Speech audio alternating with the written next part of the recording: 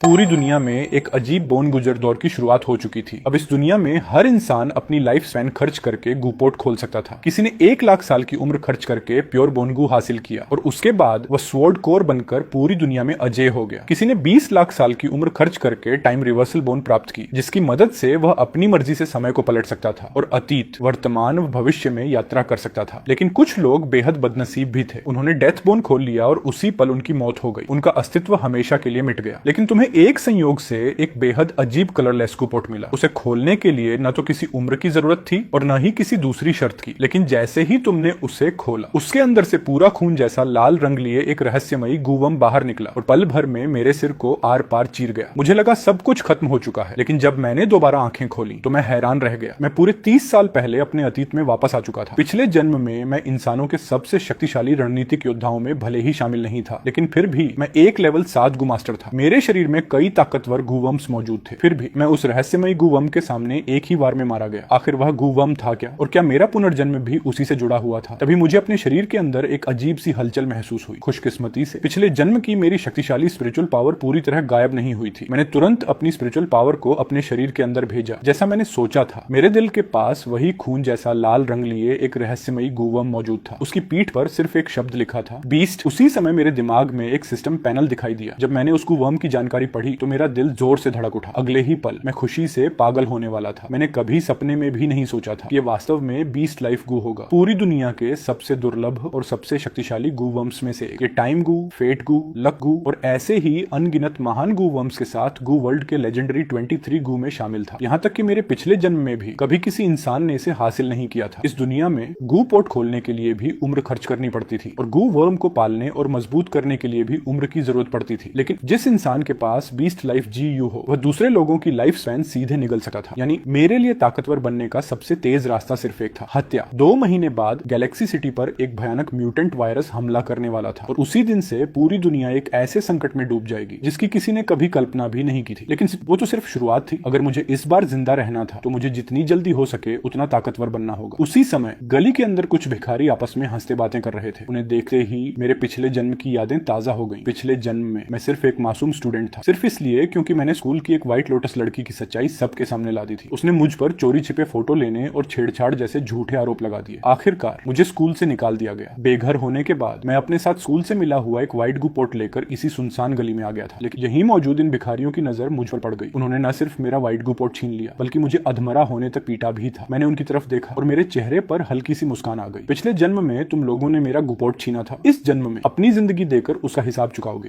इसके बाद मैंने अपना व्हाइट गू पोर्ट बाहर निकाला। उसके ऊपर एक बड़ा सा अंक 10 लिखा हुआ था। इसका मतलब था इसे खोलने के लिए मुझे अपनी 10 साल की उम्र खर्च करनी होगी। लेकिन तभी गू पोर्ट के ऊपर अचानक एक टेक्स्ट दिखाई दिया। इस गू पोर्ट के अंदर एक लेवल 1 फ्लेम गू है, व्हाइट ग्रेड। इसे रिफाइन करने के बाद तुम आग को नियंत्रित कर सकते हो, कोई खतरा नहीं। इसे पढ़ते ही मेरा दिल जोर से धड़क उठा। मैंने बिना एक पल गंवाए उसे खोलने का फैसला किया। अगले ही पल तेज सफेद रोशनी चारों तरफ फैल गई और उसके अंदर से एक आग जैसी लाल फ्लेम गू बाहर निकल आया, बिल्कुल वैसा ही जैसा सिस्टम ने बताया था। मैं खुशी से भर गया। असल में गू पोर्ट खोलना एक जुए की तरह था। आसमान और धरती गवाह होते थे और दांव पर लगती थी इंसान की उम्र। लेकिन अब मैं पहले से ही उसके अंदर की जानकारी देख सकता था। यानी मैंने किस्मत का राज पहले ही जान लिया था। इसका मतलब साफ था, पूरी दुनिया के सभी दुर्लभ और शक्तिशाली गूवर्म आखिरकार मेरे ही हाथ लगने वाले थे। उसी समय गू पोर्ट से निकली सफेद रोशनी ने गली के सभी भिखारियों का ध्यान अपनी ओर खींच लिया। उनका सरदार सबसे पहले मेरे सामने आकर खड़ा हो गया। उसकी आंखों में साफ लालच दिखाई दे रहा था। गूवर्म हमें दे दे, मैंने शांत आवाज में पूछा। क्यों, क्या तुम लोग मुझे लूटना चाहते हो? वह हंस पड़ा। हाँ, लूटेंगे, और अगर तुझे मारना पड़ा तो वो भी कर देंगे। ये शब्द मेरे लिए बिल्कुल नए नहीं थे। पिछले जन्म में मैं सचमुच मरने से डर गया था, इसलिए मैंने अपना व्हाइट गू पोर्ट उनके हवाले कर दिया था। लेकिन बदले में उन्होंने मुझे फिर भी अधमरा होने तक पीटा था। इस बार मेरी आंखें ठंडी हो गई। मेरी स्पिरिचुअल पावर पूरे शरीर में बेकाबू होकर फैल गई और मैंने तुरंत फ्लेम गू को रिफाइन करना शुरू कर दिया। कुछ ही सेकंड में फ्लेम गू से भयानक गर्मी निकलने लगी। मेरा पूरा शरीर ऐसा लग रहा था मानो मैं खुद आग का इंसान बन चुका हूँ। एक भिखारी डर कर चिल्लाया, जल्दी रोको इसे, ये गूवम को रिफाइन कर रहा है। अगर ये गू मास्टर बन गया तो हम सब मारे जाएंगे। दूसरा तुरंत बोला, घबराओ मत, किसी भी गूवम को रिफाइन करने में कम से कम 1 घंटा लगता है। ये इतनी जल्दी कभी सफल नहीं हो सकता। लेकिन उस समय उनके दिमाग में सिर्फ एक ही बात चल रही थी, मुझे मार देना। मैं उनकी तरफ देख रहा था, लेकिन उनकी हर हरकत मुझे स्लो मोशन जैसी दिखाई दे रही थी। मेरी स्पिरिचुअल पावर इतनी शक्तिशाली थी कि बिना किसी गूवर्म के भी मैं इन भिखारियों को आसानी से मार सकता था। और अब मेरा फ्लेम गू पूरी तरह रिफाइन हो चुका था। मैंने धीरे से अपना दायां हाथ उठाया। अगले ही पल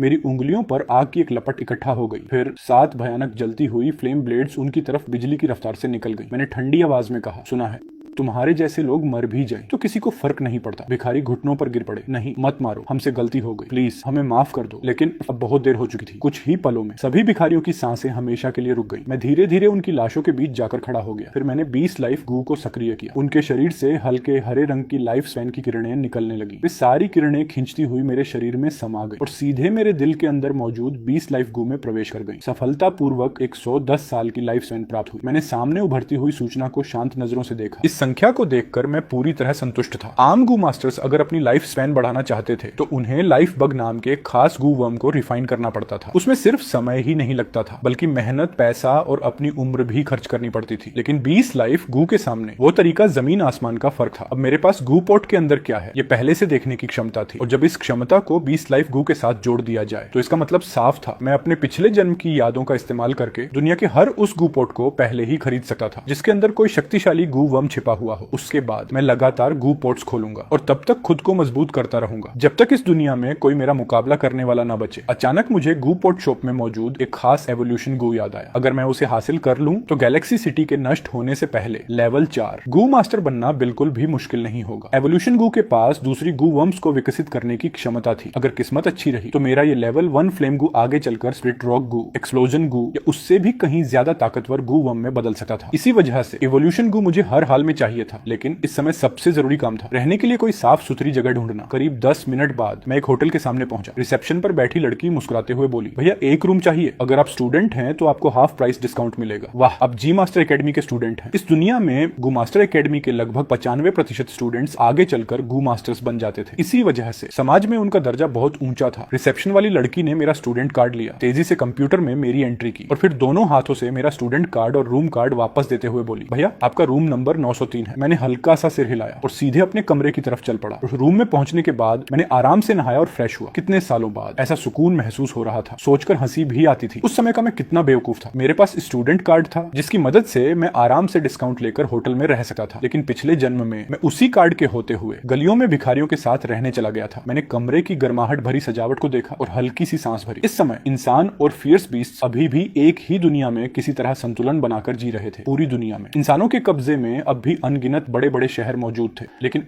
ये अच्छा समय ज्यादा दिन टिकने वाला नहीं था। बहुत जल्द पूरी मानव सभ्यता बिखरने वाली थी। उसी समय टीवी पर ग्लोबल न्यूज चल रही थी। यूरोप की नेस लेक में पौराणिक वाटर मॉन्स्टर दिखाई देने की आशंका है। एक लेवल 6 वाटर एट्रीब्यूट गू मास्टर उसकी जांच के लिए गया था, लेकिन अब तक उसका कोई पता नहीं चला। अगली खबर, पैसिफिक ओशन के बरमूडा ट्रायंगल में एक रहस्यमयी क्षेत्र दिखाई दिया है। वहां का मैग्नेटिक फील्ड पूरी तरह अस्थिर हो चुका है। कई लोगों का दावा है कि उन्होंने समुद्र के नीचे से एक प्राचीन अंडरग्राउंड सिटी को ऊपर उठते हुए देखा है। फिर अगली खबर आई, फूजी माउंटेन में ज्वालामुखी फटने के संकेत मिले हैं। ऐसा लग रहा है जैसे आग से बनी विशाल डरावनी हथेलियां उसके अंदर से बाहर निकलने की कोशिश कर रही हो। और आखिर में दुनिया के अलग अलग हिस्सों में कुल 72 एंशिएंट रिंस प्रकट हुए हैं। विशेषज्ञों का मानना है कि उनमें से एक असली काउज टॉम्ब हो सकता है। मैं टीवी पर चल रही खबरों को ध्यान से देखता रहा। Ness Lake, Bermuda Triangle, Fuji mountain. पिछले जन्म में ये तीनों जगहें दुनिया की सबसे खतरनाक फॉरबिडन जोन्स में बदल चुकी थी। लेकिन चाचानिक काउचाओ के 72 एंशिएंट रूइंस असल में एक बहुत बड़ा अवसर थे। करीब 6 महीने बाद ये सभी रूइंस एक साथ खुलने वाले थे, लेकिन उनमें से सिर्फ एक ही असली था। जो भी उस असली ऋण में प्रवेश करता उसे काउ की विरासत मिलती और साथ ही पूर्वीहान राजवंश के महान योद्धा काउ को जगाने का मौका भी मिलता। पिछले जन्म में जो गू मास्टर्स वहां पहुंचे थे वे बहुत देर तक दुविधा में पड़े रहे। आखिरकार उन्होंने काउ को जगाने का फैसला नहीं किया, क्योंकि किसी को नहीं पता था कि उसके जागने के बाद वह इंसानों के लिए वरदान बनेगा या विनाश। इसलिए सियाओ चाओ हमेशा के लिए दोबारा गहरी नींद में चला गया। लेकिन बाद में दुनिया को सच पता चला, अगर उस समय काउ चाओ को जगा दिया जाता तो वह अकेले ही पूरे हुआक्सिया की रक्षा कर सकता था। यहाँ तक कि वह अकेले एक फॉरबिडन जोन को रोकने की ताकत रखता था। मैं हल्का सा मुस्कुराया। इस जन्म में चाओ बॉस को भी थोड़ा बाहर घूमने का मौका देंगे। मेरे मन में आगे की पूरी योजना बन चुकी थी। मुझे याद आया, पिछले जन्म में एक बार जान बचाकर भागते समय मुझे गैलेक्सी सिटी के बाहरी इलाके में एक पुराने लोकास्ट ट्री के नीचे दबा हुआ एक ग्रीन गू पोर्ट मिला था। एक ग्रीन गू पोर्ट की मार्केट प्राइस करीब 1 लाख सिल्वर कॉइन्स थी और जो एवोल्यूशन गू मुझे चाहिए था वह एक ब्लू गू पोर्ट के अंदर था जिसकी कीमत सीधे 10 लाख सिल्वर कॉइन्स थी। इसीलिए इस समय मेरा सबसे बड़ा लक्ष्य सिर्फ एक था, पैसा कमाना। योजना तय करने के बाद मैं आराम से होटल से बाहर निकल आया। उधर जिस गली में उन भिखारियों की मौत हुई थी, एक आदमी वहां से गुजर रहा था, लेकिन जैसे ही उसकी नजर उन जली हुई लाशों पर पड़ी वह वहीं रुक गया। उसके चेहरे पर साफ हैरानी थी। ये 7 जली हुई लाशें, कम से कम ये लेवल 3 फ्लेम गू का काम है या शायद लेवल 4 फ्लेम गू। वह गहरी सोच में पड़ गया। इतना शक्तिशाली गू मास्टर आखिर इन भिखारियों को मारने यहाँ क्यों आया? कुछ सेकंड बाद उसकी सांस अटक गई। कहीं ये ब्लड गू मास्टर तो नहीं? उधर मैं शहर के बाहरी इलाके की तरफ जा रहा था। रास्ते में फिर वही गली दिखाई दी। मैंने देखा एक आदमी लाशों के सामने खड़ा गहरी सोच में डूबा हुआ था। मैं हल्का सा चौंका। ये तो कैप्टन ली है। पिछले जन्म जन्म में, जब उन भिखारियों ने मुझे अधमरा कर दिया था। तब कैप्टन ली ने ही मेरी जान बचाई थी। मैंने तुरंत फ्लेम गू की ताकत छिपा ली और मुस्कुराते हुए उनके पास गया। कैप्टन ली, गुड इवनिंग। इतनी रात में भी ड्यूटी कर रहे हैं? इन बेचारे भिखारियों की हालत तो बहुत बुरी हुई है। कैप्टन ली ने मेरी तरफ देखा। उन्होंने मुझे पहचान लिया, लेकिन उन्हें कोई हैरानी नहीं हुई। आखिर वह ऑफिशियल क्लीन अप टीम के कैप्टन थे। उन्होंने शांत आवाज में कहा, अगर कोई जरूरी काम नहीं है तो जल्दी होटल वापस चले जाओ, आसपास एक इविल गू मास्टर घूम रहा है। मैं मुस्कुराया। ठीक है कैप्टन ली। ये कहकर मैं आगे बढ़ गया। कुछ दूर जाने के बाद मैं मन ही मन बड़बड़ाया, तुम ही इविल गू मास्टर हो? तुम्हारा पूरा खानदान इविल गू मास्टर है। कैप्टन ली क्लीनर्स ऑर्गेनाइजेशन से थे। उनका काम शहर में घुसने वाले फियर्स बीस्ट्स का सफाया करना था। हर क्लीनर्स ब्रांच में उनको अनगिनत गू पॉट्स जमा रहते थे। थोड़ा सा कंट्रीब्यूशन देकर उन्हें एक्सचेंज किया जा सकता था। इसके अलावा कुछ बेहद ताकतवर एक्सप्लोरेशन टीम्स भी थी जो लगातार सीक्रेट रियल्म्स में जाकर फियर्स बीस्ट्स को मारती थी और वहां से गू पॉट्स ऑफ दूसरी दुर्लभ अपॉर्चुनिटीज हासिल करती थी। ऐसे सीक्रेट रियल्म्स में सैकड़ों, हजारों, यहाँ तक कि लाखों गू पॉट्स मौजूद होते थे। एक पल के लिए मैंने सोचा, क्या मुझे पहले क्लीनर्स ऑर्गेनाइजेशन ज्वाइन कर लेनी चाहिए? थोड़े फायदे भी मिल जाएंगे। लेकिन अगले ही पल मैंने सिर हिला दिया। अभी मेरा सबसे बड़ा लक्ष्य इवोल्यूशन GU हासिल करना था। अब मैं शहर से बाहर जाने वाला था। सच कहूं, मेरे मन में अभी भी थोड़ा डर था, क्योंकि शहर के बाहर गैलेक्सी सिटी सेफ जोन खत्म हो जाता था। अगर किस्मत खराब हुई तो रास्ते में किसी फियर्स बीस्ट या किसी वांटेड गू मास्टर से भी सामना हो सकता था। इसीलिए मेरे पास अपनी सुरक्षा के लिए कुछ और ताकत होना जरूरी था। थोड़ी देर सोचने के बाद मैंने फैसला किया, सबसे पहले मुझे अपने फ्लेम गू को और मजबूत बनाना होगा। Flame Gu grade, white level, 1 level 2 evolution condition, 10 साल की लाइफ स्पैन एबिलिटी। फायर मैंने बिना जरा भी हिचकिचाए तुरंत इवोल्यूशन चुन लिया। अगले ही पल मेरी 10 साल की लाइफ स्पैन कम हो गई और पूरी की पूरी फ्लेम गू के अंदर समा गई। एक पल में फ्लेम गू के पूरे शरीर से आग की बेहद तेज लपटें फूट पड़ी। उसकी फायर पावर पहले से लगभग 2 गुनी हो चुकी थी। इसके बाद मैंने लेवल 3 की इवोल्यूशन कंडीशन देखी। फ्लेम गू लेवल 3 इवोल्यूशन कंडीशन, 100 साल की लाइफ स्पैन, एक flame spirit bone. Flame spirit bone एक बेहद सामान्य फायर एट्रीब्यूट बोन स्टोन था। ज्यादातर फायर एट्रीब्यूट गू वर्म्स उसे बहुत पसंद करते थे। उसकी मार्केट प्राइस लगभग 1 लाख सिल्वर कॉइन्स थी। जब मेरे पास पर्याप्त पैसे आ जाएंगे तब मैं फ्लेम गू को आसानी से लेवल 3 तक पहुंचा दूंगा, क्योंकि लेवल 3 गू वर्म एक बहुत बड़ा टर्निंग पॉइंट होता था। करीब 1 घंटे बाद मैं उस पुराने बरगद के पेड़ के नीचे पहुंचा जो कई सालों से वहीं खड़ा था। मैंने उसके आसपास खुदाई शुरू की।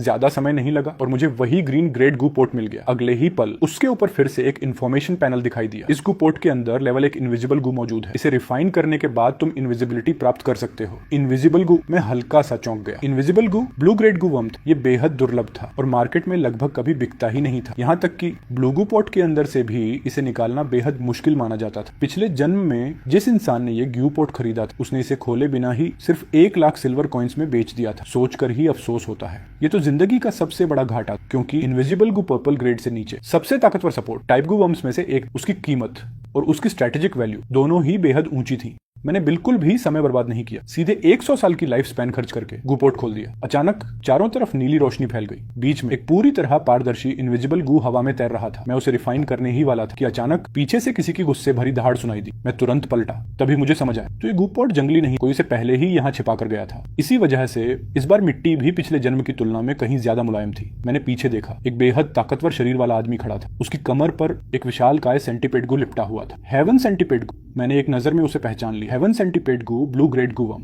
ये असैसिनेशन में माहिर था और बेहद घातक जहर छोड़ सकता था। ब्लू ग्रेड गू वर्म्स के बीच इसकी कॉम्बैट पावर सबसे ऊंची मानी जाती थी। उसके शरीर का आकार और उसकी विशेषताएं देखकर मैंने तुरंत अंदाजा लगा लिया। कम से कम लेवल 3 पर पहुंचने के बाद हेवन सेंटीपेड अपना फैंटम फॉर्म बना सका था। उसकी ताकत इतनी थी कि मेरी अब भी की लेवल 2 फ्लेम गू को एक ही बार में खत्म कर सकता था। मुश्किल दुश्मन है, मैंने मन ही मन सोचा। पहले बात करके देखता। मैं मुस्कुराया। अगर मैं कहूं ये सब बस एक संयोग था तो क्या तुम यकीन करोगे? सामने वाला आदमी गुस्से से दहाड़ा। संयोग तेरे बाप का, तू कब से मेरा पीछा कर रहा है? उसकी आंखों में साफ लालच दिखाई दे रहा था। अभी कुछ देर पहले उसने भी ब्लू लाइट देखी। अगर मेरी स्पिरिचुअल पावर इतनी ताकतवर न होती और वो मेरी असली ताकत समझ पाता तो शायद पहले ही हमला कर चुका होता। मैंने होंठ सिकोड़ ली। पीछा? मैं तो ये भी नहीं जानता कि तुम हो कौन। सच यही है, ये सिर्फ एक कोइंसिडेंस है। वो ठंडी आवाज में बोला। अगर ऐसा है तो अभी मेरा गू पोर्ट वापस कर दो। मैं आज की बात यही खत्म मान लूंगा। उसी पल उसके पीछे अचानक करीब 3 मीटर ऊंचा एक विशाल सेंटीपेड फैंटम उभर आया। मैंने उसे ध्यान से देखा। लेवल 3, लेकिन उसका शरीर अभी पूरी तरह हरा नहीं हुआ था। मतलब उसने अभी तक पॉइजन कोर नहीं बनाया था, यानी वो अभी लेवल 4 तक नहीं पहुंचा था। मेरी बात सुनकर वो मसल मैन साफ हैरान रह गया। उसे उम्मीद नहीं थी कि मैं सिर्फ एक नजर में हेवन सेंटीपीड गू को पहचान लूंगा। इतना ही नहीं, मैं उसकी सारी एबिलिटीज भी जानता था। वो घूरते हुए बोला, तू आखिर है कौन? तुझे हेवन सेंटीपीड के बारे में कहां से पता चला? मैंने कंधे उचकाए। ये कोई पर्पल ग्रेड गू तो है नहीं, इसके बारे में सुना हो, इसमें हैरानी की क्या बात है? उसका चेहरा तुरंत काला पड़ गया। उसे कैसे हैरानी नहीं होती? जब से उसे हेवन सेंटीपीड मिला था तब से उसने इंटरनेट का कोना कोना छान मारा था। हर फोरम, हर डेटाबेस, हर गाइड, लेकिन उसे एक भी जानकारी नहीं मिली। धीरे धीरे उसे लगने लगा था कि पूरी दुनिया में शायद सिर्फ उसी के पास ये गू मौजूद है। और आज पहली बार उसने किसी दूसरे इंसान के मुंह से हेवन सेंटीपीड का नाम सुना था। उसने गहरी सांस ली। छोड़ो, ये सब मायने नहीं रखता, बस मेरा गू पोर्ट वापस कर दो तो मैं आज की सारी बात भूल जाऊंगा। मैंने सीधे मना कर दिया। वापस करना नामुमकिन है। मैंने इसे पेड़ के नीचे से निकाला है, ये नेचर का गिफ्ट है। वो गुस्से से कांपने लगा। अब उसने फैसला कर लिया था, पहले लड़ाई, बाकी बातें बाद में। मैं शांत आवाज में बोला, गू पोर्ट तो मैं नहीं दूंगा, लेकिन मैं तुम्हें उससे कहीं बड़ी अपॉर्चुनिटी दे सकता हूँ, जिसकी कीमत ब्लू ग्रेड गू से भी कई गुना ज्यादा है। वो ठिठक गया। इतना बड़ा मौका, मैं तुम पर भरोसा क्यों करूं? मैं हल्का सा मुस्कुराया, सिर्फ इसलिए क्योंकि मैं हेवन सेंटीपीड को जानता हूं। फिर मैंने उसकी आंखों में देखते हुए कहा, मैं तुम्हें लेवल 4 तक पहुंचा सकता हूं। ये सुनते ही उसका पूरा शरीर हिल गया। वो पूरे 10 साल से लेवल 3 पर अटका हुआ था। अगर सच में वो लेवल 4 बन सकता था तो ब्लू ग्रेड गू की क्या औकात? जरूरत पड़ती तो वो अपनी पूरी संपत्ति भी दांव पर लगा देता। वो उत्साह से बोला, अगर तू सच में मुझे लेवल 4 पहुंचा दे तो जो मांगेगा मैं दूंगा, चाहे आग का दरिया हो या मौत का पहाड़, मैं तेरे लिए ले आऊंगा। उसी समय मैंने इनविजिबल जीयू भी सफलतापूर्वक रिफाइन कर लिया। अगर मैं चाहता तो अभी इसी पल गायब होकर वहां से निकल सकता था, लेकिन अब मेरा जाने का बिल्कुल मन नहीं था, क्योंकि इस मसल मैन के अंदर अभी भी बहुत वैल्यू बाकी थी। शायद मैं इससे और भी फायदा उठा सकता था। मैं मुस्कुराया। आग के दरिया में जाने की जरूरत नहीं, मुझे सिर्फ एक चीज चाहिए, हेवन सेंटीपेड की इनर कोर पॉइजन, सिर्फ एक बूंद। ये सुनते ही उसने भौहें सिकोड़ ली। Inner core poison heaven centipede का सबसे कीमती हिस्सा था। अगर वो निकल जाए तो उसकी कॉम्बैट पावर काफी कम हो जाती थी। इसी वजह से मार्केट में ये मटेरियल लगभग कभी दिखाई नहीं देता था। मैंने शांत स्वर में कहा, अगर हेवन सेंटीपेड लेवल 4 बन जाएगा तो क्या तुम्हें पॉइजन की कमी रहेगी? वो कुछ देर सोचता रहा। बात सही थी। अगर सच में वो लेवल 4 बन गया तो आज जो नुकसान होगा वो बाद में आसानी से पूरा हो जाएगा। आखिरकार उसने सिर हिलाया। मैं मानता हूं, लेकिन पहले तरीका बताओ। मैं मुस्कुराया। हेवन सेंटीपीड की लेवल 4 एवोल्यूशन कंडीशन थी। एक पर्पल ग्रेड पॉइजन ग्रास, 3000 साल की लाइफ स्पैन और उसके साथ कई दूसरी दुर्लभ मटेरियल्स। लेकिन मेरे पास हेवन सेंटीपीड को लेवल 4 तक पहुंचाने का एक और तरीका था। पिछले जन्म में मैंने एक लेवल 5 गू मास्टर को मार गिराया था। उसके पास भी हेवन सेंटीपीड था। उसकी बैटल लूट में मुझे हेवन सेंटीपीड की लेवल 4 एवोल्यूशन का एक दूसरा फॉर्मूला मिला था। मसल मैन ने शक भरी नजरों से मुझे देखा। दूसरा फॉर्मूला, मैं तुम पर भरोसा क्यों करूं? मैंने शांत भाव से आसमान की ओर देखा। मुझे तुम्हारे भरोसे की जरूरत नहीं है, बस आसमान भरोसा करे, इतना काफी है। मैंने धीरे से कहा, हेवन एंड अर्थ मेरी गवाही बनो। Record formula. अगले ही पल आसमान में सुनहरी बिजली भयानक गर्जना के साथ चमकी। अंधेरी रात अचानक सुनहरी रोशनी से भर गई। मेरे सामने एक सुनहरे रंग का कागज हवा में प्रकट हुआ। यही हेवन एंड अर्थ की शक्ति थी, जिसकी मदद से मैं अपने दिमाग में मौजूद फॉर्मूला को सीधे इस दुनिया में दर्ज कर सकता था। लेकिन सिर्फ असली formula he heaven and earth की मान्यता प्राप्त कर सकता था। अगर फॉर्मूला झूठा होता तो रिकॉर्डिंग उसी समय फेल हो जाती। मसल मैन की आंखें फटी की फटी रह गई। दत्तेरे की, ये तो हेवन एंड अर्थ के सामने फॉर्मूला रिकॉर्ड करना है। कहते हैं ऐसा सिर्फ लेवल 6 या उससे ऊपर के गू मास्टर या फिर किसी स्पेशल रिकॉर्डिंग गूवम वाले इंसान ही कर सकते हैं। ये गूपोर्ट चुराने वाला लड़का आखिर है कौन? धीरे धीरे सुनहरे कागज पर एक एक शब्द उभरने लगा। Heaven centipede level 4 evolution formula, 3 earth centipedes, एक poison mist goo, 2 poison vine grass और 1000 साल की लाइफ स्पैन। इन सबको मिलाकर हेवन सेंटीपीड सफलतापूर्वक लेवल 4 में विकसित हो सकता है। कुछ ही पलों में पूरा फॉर्मूला लिखकर तैयार हो गया। अगले ही पल सुनहरी रोशनी ने पूरे फॉर्मूला को ढक लिया, जैसे हेवन एंड अर्थ उसकी जांच कर रहे हो। कुछ सेकंड बाद जब सब कुछ सही पाया गया तो आसमान से एक सुनहरी मुहर कर फॉर्मूला पर अंकित हो गई। Formula confirmed. उसी समय मेरे शरीर की थोड़ी सी स्पिरिचुअल पावर भी खर्च हो गई, लेकिन मेरे लिए ये खर्च लगभग न के बराबर था। आखिर मैं पिछले जन्म में लेवल 7 गू मास्टर रह चुका था। मैंने शांत आवाज में पूछा, अब हेवन एंड अर्थ की गवाही काफी है? मसल मैन की आंखें लाल हो चुकी थी। उसका पूरा शरीर उत्साह से कांप रहा था। अगले ही पल उसने बिना एक पल गंवाए अपनी कमर से एक खंजर निकाला और सीधे हेवन सेंटीपीड के पेट में घोंप दिया। तुरंत उसके शरीर से गाढ़ा हरा झर बाहर निकलने लगा। उसने फुर्ती से एक चीनी मिट्टी की शीशी निकाली और एक एक बूंद इकट्ठा करने लगा। पूरी 10 से ज्यादा बूंदे भरने के बाद वह सम्मान से मेरे सामने आया। बॉस, ये पॉइजन आपके लिए मेरी तरफ से गिफ्ट है। मैंने शीशी अपने हाथ में ली। मन ही मन में बेहद खुश था। मैंने तो उससे सिर्फ एक बूंद मांगी थी, लेकिन इस आदमी ने तो पूरा हेवन सेंटीपीड ही निचोड़ दिया। ये आदमी सच में बड़ा सीधा है। इसके बाद मैंने हाथ में मौजूद फॉर्मूला उसकी तरफ उछाल दिया। अब ये फॉर्मूला तुम्हारा है, जल्दी से लेवल 4 तक पहुंचो और आज रात कहीं बाहर मत निकलना। तभी अचानक मुझे एक बात समझ में आई। अब मुझे पता चल गया कि पिछले जन्म में ये मसल मैन वापस आकर ग्रीन गू पोर्ट लेने क्यों नहीं आया था। शायद गू पोर्ट छिपाने के बाद उसी रात उसकी मौत हो गई थी। मसल मैन ने फॉर्मूला को दोनों हाथों से ऐसे पकड़ा मानो कोई अनमोल खजाना हो। वह जोर से बोला, बॉस, आज चाहे मैं मर जाऊं लेकिन इस जगह से एक कदम भी बाहर नहीं जाऊंगा। वह फॉर्मूला को बार बार देख रहा था। उसे डर था कहीं गलती से वो फट न जाए। जब उसने सिर उठाया और मुझे फिर से धन्यवाद कहना चाहा तो उसके सामने कोई भी नहीं था। मैं पूरी तरह गायब हो चुका था। मसल मैन का शरीर हल्का सा कांप गया। जैसा मैंने सोचा था, वो सचमुच कोई हिडन एक्सपर्ट था। उसने फॉर्मूला को सीने से लगाया और धीरे से बुदबुदाया, बॉस, मैं आपका ये एहसान कभी नहीं भूलूंगा। मेरा बेटा आखिरकार लेवल 4 तक पहुंच सकेगा। शाओली, पापा को आखिर तुम्हारा बदला लेने का मौका मिल ही गया। लेकिन इस मसल मैन एक बात बिल्कुल नहीं जानता था। असल में मैं वहां से गया ही नहीं था। था। मैंने बस इनविजिबल गू को पूरी तरह रिफाइन कर लिया था और अब पूरी तरह अदृश्य होकर कुछ ही कदम की दूरी पर शांत खड़ा उसे देख रहा था। ऐसा लग रहा था इस मसल मैन के पीछे भी कोई लंबी कहानी छिपी हुई थी, लेकिन उसकी कहानी से अब मेरा कोई लेना देना नहीं था।